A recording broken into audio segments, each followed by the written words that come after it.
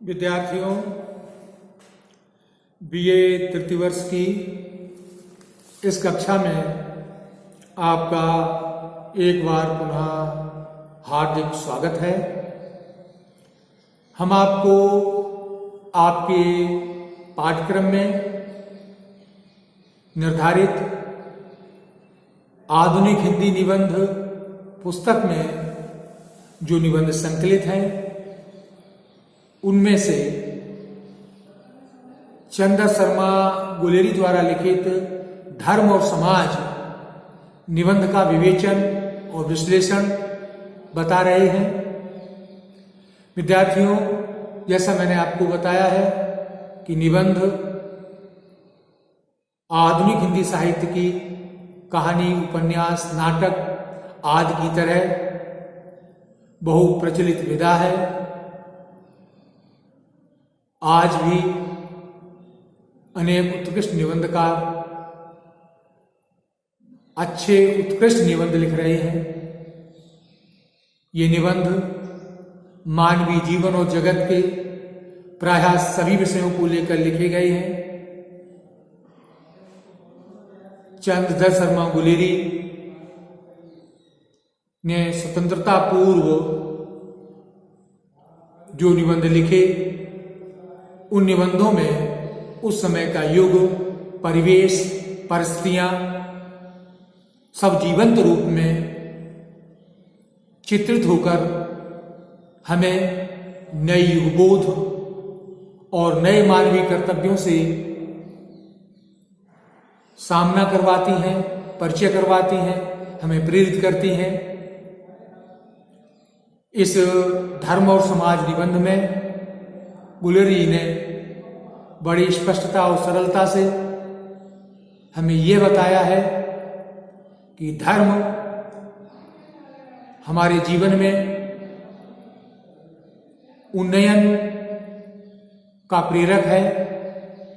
यदि हम धर्म के स्वरूप को समझ लें और उसे अपने आचरण में उतार लें तो हमारा जीवन, हमारे परिवार का, हमारे राष्ट्र का जीवन न केवल समुन्नत होगा अपितु जीवन की समस्त बाधाएं सनई सनई दूर हो जाएंगी। लेकिन यदि हम धर्म के सच्चे स्वरूप को न समझकर केवल धर्म के नाम पर पाखंड, कर्मकांड, रूढ़ियां और मतांतर में उलझे रहते हैं तो निश्चित रूप से ये चीजें हमारे जीवन की प्रगति को प्रभावित करेंगी और कहीं न कहीं हमें अपनी प्रगति से, अपने विकास से दूर ले जाएंगी। एक गद्य खंड हम आप पढ़ रहे हैं, फिर उसकी आपके सामने व्याख्या करेंगे। जहां राष्ट्र या समाज अपने उस स्वाभाविक धर्म का पालन करे, स्वाभाविक धर्म वो धर्म जैसा मैंने आपको प्रारंभ में बताया था, धार्यते धर्मा, वस्तु का कोई जो प्राकृत धर्म होता है, वस्तु का व्यक्ति की जो प्रकृति होती है उसका धर्म कहलाता है। जैसे मैंने आपको बताया था कि जल का धर्म शीतलता है, अग्नि का धर्म उष्णता है, मनुष्य का धर्म मानवता है, करुणा है। अगर उसमें मानवता नहीं तो मनुष्य नहीं। तो कहते हैं कि अगर हम अपने स्वाभाविक धर्म का पालन करें, हमारा स्वाभाविक धर्म है मानवता की रक्षा करना, मनुष्य के साथ उसके सुख दुख में खड़े होना, हर मनुष्य में उस परमात्मा की छवि देखना, अपनी ही छवि को निहारना। तो अगर हम उस स्वाभाविक धर्म का पालन करें, वहां कोई व्यक्ति भी उसकी उपेक्षा न करे और कोई व्यक्ति भी उसकी उपेक्षा न करे। यानी हमारा जो स्वाभाविक धर्म है, हमारे कर्तव्य का पालन करना, हमारा स्वाभाविक धर्म है सहिष्णु होना, मानवीय होना, और उसका यदि हम पालन करें और कोई भी व्यक्ति उसकी उपेक्षा न करे तो ऐसी स्थिति में, इस दशा से धर्म की व्यापकता या अवास्तवता किसी को वांछनीय नहीं हो सकती। तो कैसे ऐसी स्थिति में धर्म की व्यापकता, धर्म का जो व्यापक स्वरूप है, उसकी जो अबाध सत्ता है वो किसी को भी वांछनीय नहीं हो सकती, अर्थात सब उसे स्वीकार करेंगे और सबके लिए वो आवश्यक भी हो जाती है।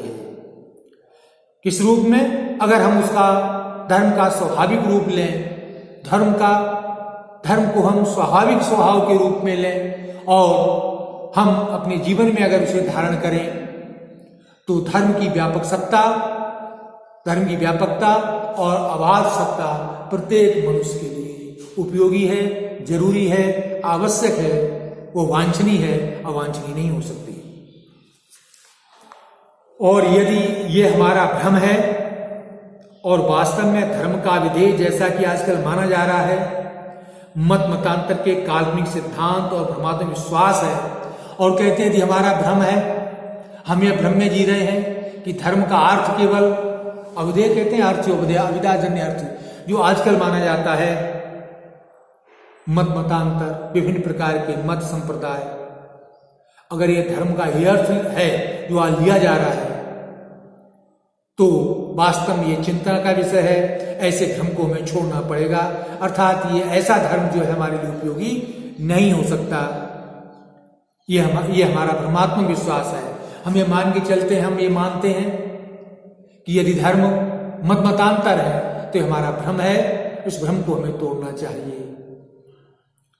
तो हम निसंकोच अपने देशवासियों से प्रार्थना करेंगे कि जिस प्रकार पश्चिम वासियों ने धर्म की सीमा नियत कर दी, तो कहते हैं कि अगर हम धर्म का अर्थ मतांतर लेते हैं, धर्म का अर्थ धर्म संप्रदाय लेते हैं और मतांतर में संप्रदाय में उलझकर केवल हम अपने स्वार्थ की पूर्ति में लगे हुए हैं और समाज तथा परिवार के कल्याण का अगर हमें ध्यान नहीं है, तो मैं ये कहना चाहूंगा कि ऐसे धर्म को जिसको हमें छोड़ देना चाहिए, अर्थात इस भ्रम को हमें समाप्त कर देना चाहिए, क्योंकि धर्म मतांतर नहीं है, धर्म व्यक्ति का स्वाभाविक कर्तव्य है। तो हम अपने देशवासियों से प्रार्थना करेंगे कि जिस प्रकार पश्चिम वासियों ने अर्थात पश्चिम देशों के लोगों ने धर्म की सीमा नियत कर दी, अर्थात धर्म को एक नियत अर्थात धर्म को केवल व्यक्तिगत स्तर पर ही स्वीकार किया। जो कि बच्चों जैसा पहले आया था कि पश्चिम में उन्होंने बताया कि एक समय था जब धर्म वहां पर भी व्यापक स्वरूप लिए हुए था और धर्म रूढ़िग्रसित हो गया था और इसी कारण धर्म के नाम पर वहां पर अनेक युद्ध लड़े गए, अनेक लड़ाइयां हुई, अत्याचार हुआ, शोषण हुआ, खून खराबा हुआ। लेकिन पश्चिम के लोगों ने समय रहते समझ लिया कि धर्म व्यक्ति के उन्नयन का मार्ग है, धर्म व्यक्ति को आगे ले जाने वाला है, धर्म आपस में लड़ाने का काम नहीं करता, आपस में जो है वैमनस्य पैदा नहीं करता। और जब उन्होंने ये समझ लिया तो उन्होंने उस व्यक्ति की धर्म की सीमा नियत कर दी, अर्थात धर्म को केवल व्यक्तिगत स्तर पर आत्मोन्नयन तक सीमित रखा। इसलिए उन्होंने ये भी कहा था, लिए पश्चिम में लोग केवल रविवार के दिन उन्होंने एक मान लिया, वहां चर्च जाते हैं, अपने ईश की आराधना करते हैं, आदि आदि करती है। अपने सामाजिक, राजनीतिक, आर्थिक, औद्योगिक क्षेत्रों से उसका प्रतिबंध हटा दिया है, अर्थात धर्म का प्रवेश उन्होंने सामाजिक, राजनीतिक, आर्थिक और औद्योगिक क्षेत्रों से हटा दिया है, अर्थात धर्म को केवल अपने व्यक्तिगत जीवन तक ही सीमित रहने दिया है। पश्चिम के लोगों ने सामाजिक, राजनीतिक, आर्थिक और औद्योगिक जगत से उसे बाहर कर दिया है। कहना चाहते हैं कि जैसा कि भारत में आज धर्म जो है, जैसा पिछले गद्य खंडों में आया था कि धर्म सामाजिक जीवन में, आर्थिक जीवन में, राजनीतिक जीवन में पूरी तरह से व्याप गया है। अर्थात हम कोई भी कार्य अपने देश में हमने देखा, हम कोई भी सामाजिक कार्य, चाहे वो समाज के स्तर पर हो, चाहे परिवार या व्यक्ति के स्तर पर हो, हम बिना धर्म के प्रारंभ नहीं करते। हमारे राजनीति में भी धर्म प्रवेश कर गया है, हमारे आर्थिक जगत में भी, हमारी अर्थव्यवस्था में भी धर्म प्रवेश कर गया है, अर्थात हमारे आर्थिक उपाय भी, हमारे आर्थिक क्रियाकलाप भी अब धर्ममय हो गए हैं और औद्योगिक क्षेत्र में भी इस धर्म का प्रवेश हो गया है। तो हमें यह चाहिए कि जैसे पश्चिम देश के लोगों ने, अर्थात पाश्चात्य देशों में धर्म को अब सामाजिक, आर्थिक, राजनीतिक और औद्योगिक सीमाओं से बाहर कर केवल व्यक्तिगत स्तर पर ही स्वीकार किया गया है, उसी तरीके से हम अपने देशवासियों से भी यह प्रार्थना करते हैं कि वे भी धर्म को केवल साधना तक, व्यक्तिगत उन्नयन तक, व्यक्तिगत वासना तक ही सीमित रहने दें। अपने सामाजिक, आर्थिक, राजनीतिक और औद्योगिक जीवन से धर्म को पृथक करें, जैसा कि पाश्चात्य देशों में हुआ है। तो निश्चित रूप से यह देश, समाज, राष्ट्र निश्चित रूप से आगे बढ़ेगा। अपने सामाजिक, राजनीतिक, आर्थिक, औद्योगिक क्षेत्रों से उसका प्रतिबंध हटा दिया है। ऐसा ही हमको भी करना चाहिए, अन्यथा ये भ्रमात्मक विश्वास अपने साथ हमको भी ले डूबेंगे। आप डूबनते बामना, ले डूबे जजमान। अर्थात लेकिन यदि हम ऐसा नहीं करते हैं और इस भ्रम में पड़े रहते हैं कि हमारा सामाजिक, राजनीतिक, आर्थिक, औद्योगिक सारा जीवन धर्म में है, धर्म की रूढ़ियों में विश्वास करते हैं, धर्म की परंपराओं में विश्वास करते हैं, तो निश्चित रूप से हमारा पतन हो जाएगा। आप डूबनते बामना, ले डूबे जजमान। जिस पर बामना, ब्राह्मण, पुरोहित जिस तरीके से आत्मिक सुधार की क्रिया से रहित केवल रूढ़ियों में फंसा हुआ कोई पुरोहित, कुपरंपराओं में फंसा हुआ पुरोहित स्वयं तो डूबता है, जजमान को भी ले डूबता है। अर्थात उसका सहारा लेकर आत्मोन्नति के मार्ग पर चलने वाला जजमान भी उसके साथ डूब जाता है। कहने का आशय यह है कि व्यक्ति का पतन हो जाता है। इसलिए मैं कहना यह चाहता हूं, चंद्र शर्मा गुलेरी जी कहते हैं कि हे भारतवासियों, हे हमारे देश के लोगों, धर्म जीवन के लिए बहुत आवश्यक है, लेकिन वो किस रूप में है? केवल व्यक्तिगत उन्नयन और व्यक्तिगत साधना के रूप में है। हम उसे मतांतरों से, पथ संप्रदायों से अलग कर अपने आंतरिक जीवन में सुधार के लिए उसका प्रयोग करें, और सामाजिक, राजनीतिक, आर्थिक और औद्योगिक हमारी जो क्रियाएं आज धर्म में हो रही हैं, उनसे हम धर्म को अलग करें और धर्म को हम व्यक्ति के स्वाभाविक गुण, मानवीयता के रूप में ग्रहण करें और उसे अपने आचरण में ढालें। तो निश्चित रूप से हमारे परिवार का, हमारे समाज का, हमारे राष्ट्र का कल्याण होगा। क्योंकि धर्म जो है वो धारण किया जाता है। धर्म व्यक्ति का, वस्तु का, पदार्थ का स्वाभाविक धर्म कहलाता है, स्वाभाविक गुण कहलाता है। कोई व्यक्ति, कोई वस्तु अपने अगर स्वाभाविक गुणों से रहित है तो वो वस्तु नहीं कहला सकती। अगर जल में शीतलता का गुण न हो तो उसे जल कहने में संकोच होगा। यदि अग्नि में उष्णता का गुण न हो तो उसे अग्नि कहने में हमें संकोच होगा।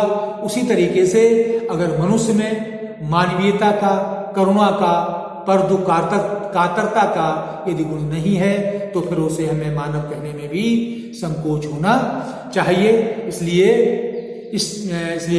चंद्र गुलेरी जी कहते हैं कि हमें धर्म को धारण करना चाहिए, उसे अपने व्यक्तिगत आचरण में ला करके आत्मसुधार के मार्ग के रूप में प्रयोग करना चाहिए। तो विद्यार्थियों, इस निबंध में चंद्र शर्मा गुलेरी ने यह बताया है कि धर्म, समाज धर्म क्या है, धर्म किसे कहते हैं, धर्म का स्वरूप क्या है, पश्चिम में धर्म की अवधारणा क्या थी, भारत में धर्म की अवधारणा अब क्या है, और धर्म समाज का किस रूप में उपकार करता है, और धर्म यदि रूढ़ियों में, कुपरंपराओं में यदि मान लिया जाता है तो किस प्रकार से हमें पतन की ओर ले जाता है। इस प्रकार से गुलेरी जी ने धर्म और समाज निबंध में धर्म की उपयोगिता पर अपने विचार प्रकट किए हैं। विद्यार्थियों, निश्चित रूप से आप इन विचारों को समझ गए होंगे, लाभान्वित हुए होंगे। अब कल हम आपको आपके पाठ्यक्रम में संकलित आचार्य रामचंद्र शुक्ल द्वारा लिखित करुणा निबंध के विषय में बताएंगे। पहले हम आपको आचार्य रामचंद्र शुक्ल की निबंध शैली और उनके निबंधों का परिचय देंगे, फिर करुणा निबंध का सारांश आपको बताएंगे।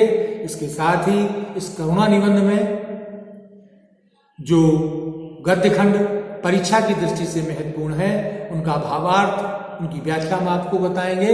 तो विद्यार्थियों, आज यहीं तक। कल हम आपसे पुनः नए निबंध के साथ हम आपसे मिलते हैं।